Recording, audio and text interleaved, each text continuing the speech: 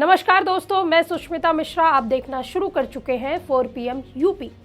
क्या इस देश में सरकार के खिलाफ बोलने की आज़ादी पूरी तरह से खत्म हो चुकी है? क्या मोदी शाह के खिलाफ बोलने पर इस देश में पूरी तरह से पाबंदी लग चुकी है? क्या सरकार विरोधी होना अब देशद्रोह बन चुका है? क्या एक बार फिर 4 PM की आवाज़ से सरकार डर गई है? ये सवाल आज हम इसलिए उठा रहे हैं क्योंकि आज सुबह हमारे चैनल को मेल आया कि भारत सरकार ने राष्ट्रीय सुरक्षा का बहाना बनाकर हमारे मेन चैनल 4 PM को बंद करने का आदेश दिया है, जिससे अब साफ हो गया है कि हमारी सच्ची पत्रकारिता से सरकारी तंत्र अब पूरी तरह से हिलने लगा है। गोदी मीडिया के इस दौर में जब पत्रकार नेताओं के तलवे चाटने में व्यस्त है, हमने चाटुकारिता करने के बजाय, ईमान धर्म बेचने के बजाय सरकार के खिलाफ बोलने की हिम्मत दिखाई, जिसके बाद हमारे मेन चैनल को राष्ट्रीय सुरक्षा के लिए खतरा बताते हुए उसे बंद करने का फरमान जारी हो गया। लेकिन आपको बता दें कि यह पहली बार नहीं हुआ है जब मोदी सरकार ने लोकतंत्र का गला घोटने के लिए हमारे चैनल को बंद करने की कोशिश की है। इससे पहले भी कई बार हम पर हमले किए जा चुके हैं। अगर अभी आप हमारे 4 PM के मेन चैनल को विजिट करेंगे तो आपको ये ताला चाबी बना हुआ दिखाई देगा और इसके ठीक नीचे लिखा होगा, this content is currently unavailable in this country because of an order from the government related to national security or public order. यानी कि सरकार के आदेश की वजह से देश की सुरक्षा और शांति को ध्यान में रखते हुए यह सामग्री यहाँ पर अभी नहीं दिखाई जा सकती। यानी कि सरकार के आदेश की वजह से देश की सुरक्षा और शांति को ध्यान में रखते हुए यह सामग्री यहाँ अभी नहीं दिखाई जा सकती। मतलब सरकार ने हमारे चैनल को ऐसे बैन किया हुआ है जैसे हमारे चैनल पर देश की सुरक्षा के साथ खिलवाड़ करते हो या अशांति फैलाने की कोशिश करते हो। जबकि सच्चाई ये है कि हमारे चैनल के माध्यम से उनको एक्सपोज किया जाता है जो खुद देश की सुरक्षा और गरिमा को अमेरिका के हाथों बेच आए हो, जो दिन रात हिंदू मुस्लिम करके अशांति फैलाकर समाज को बांटने का काम करते हो। अब देखिए, ईरान, इजराइल और अमेरिका के बीच चल रहे बवाल को लेकर हमने मोदी सरकार के द्वारा लिए गए स्टैंड को लेकर सवाल उठाए थे। हम सरकार से सवाल पूछ रहे थे कि आखिर डोनाल्ड ट्रंप के पास मोदी जी की ऐसी कौन सी फाइल फंस गई है जिसने मोदी को अपना कठपुतली बनाकर रख दिया है। क्या हमें रूस से तेल खरीदने के लिए अमेरिका से परमिशन लेनी पड़ रही है?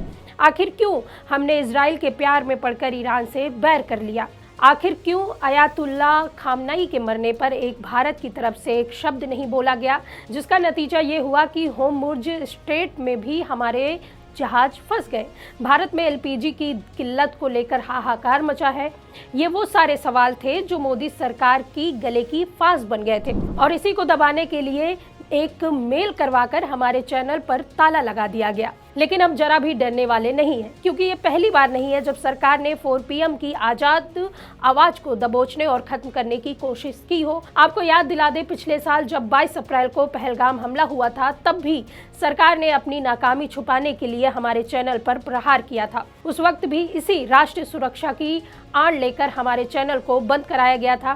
केंद्र सरकार ने 4 PM न्यूज़ चैनल के YouTube चैनल को ब्लॉक करा दिया था। उस वक्त हमारे मेन चैनल के लगभग 73 लाख सब्सक्राइबर थे, लेकिन हम सरकार से जरा भी डरे नहीं। हमारे प्रधान संपादक संजय शर्मा ने साफ कहा कि अगर सरकार को किसी वीडियो पर कोई आपत्ति होती तो वह ईमेल भेजकर सूचित कर सकती थी। मैं खुद उसकी जांच करता और अगर कोई गलती होती तो उसे हटा देता। उन्होंने कहा था कि मोदी देश नहीं है और सरकार से सवाल पूछना कोई अपराध नहीं है। लोकतंत्र में अपनी आवाज़ उठाना हमारा अधिकार है। उस वक्त भी हमने अपनी लड़ाई जारी रखते हुए अपने दूसरे चैनलों पर अपनी आवाज़ उठाना जारी रखा था। यही नहीं, अपनी लड़ाई सुप्रीम कोर्ट तक ले गए थे, जिसका नतीजा ये हुआ कि हमारे सुप्रीम कोर्ट पहुंचते ही सरकार ने चुपचाप अपना आदेश वापस ले लिया था। उस वक्त भी हमारे साथ साथ कई ऐसे लोग थे जो चट्टान की तरह हमारे साथ खड़े हुए थे।